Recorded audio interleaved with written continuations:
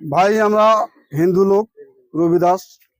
আমরা এই যে এখানকার যে লোক মারা গেছে এ লোক হলো ভাস্তি জামাই হয় আমার। আর সৈয়দপুর তারাগঞ্জে এক লোক ছিল, উনি হলো আমার বনাই হয়, ওনার নাম রূপলাল, এনার নাম হলো প্রদীপ।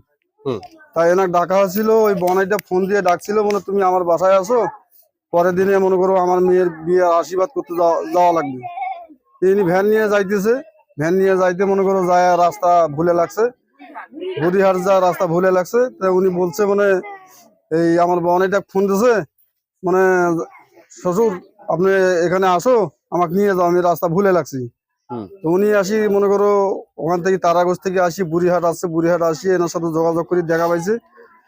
দেখা পায় তারপর মনে করো ওরা বাসায় যাইতে ধরছে, বাসায় যাইতে ধরিয়ে ওই ছেলেপেলেরা ধরি মনে করো ভ্যান চড়া বলি মনে করো ধোনাই মারামারি করছে।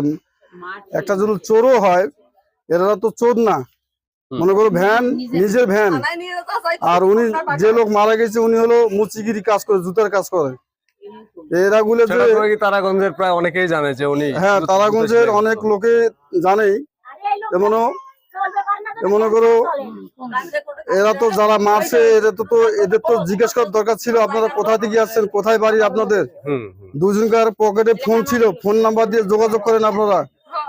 যে লোক মারছে আইডেন্টি কার্ডও ছিল, মোবাইল দুজনকার কাছে মোবাইল নাম্বার ছিল। এদের তো উচিত ছিল মানে আপনাদের বাসা কোথায়, কি জন্য এখানে কি জন্য আসছেন, কোথায় যাবেন, কি সমাচার, কি আপনাদের মেম্বার চেয়ারম্যানকে ফোন দেওয়া, বা হয়তো আপনারা দুজনকার কাছে ফোন ছিল। তো এরা এইভাবে মারলো কি কারণে, এইটা আমরা তদন্ত চাই আর এই বিচার চাই। এই ধরনের এরা তো দুইজনে নিরীহ লোক। এই লোকের মনে করো যে বাস্তব ভিটে আছে, বাস্তব ভিটাও নিজে না, মানুষের ভিটে থাকে। ও লোক যে দুইজনে মনে করো যে লোক মারা গেছে রূপলাল, ওনারও মনে করো কোনো ইয়ে নাই, জুতে সিলাই করে খায়।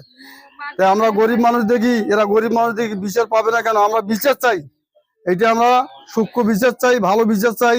এদের মারলো কি জন্য আর মনে করো জিজ্ঞেস করা হলো না কি জন্য।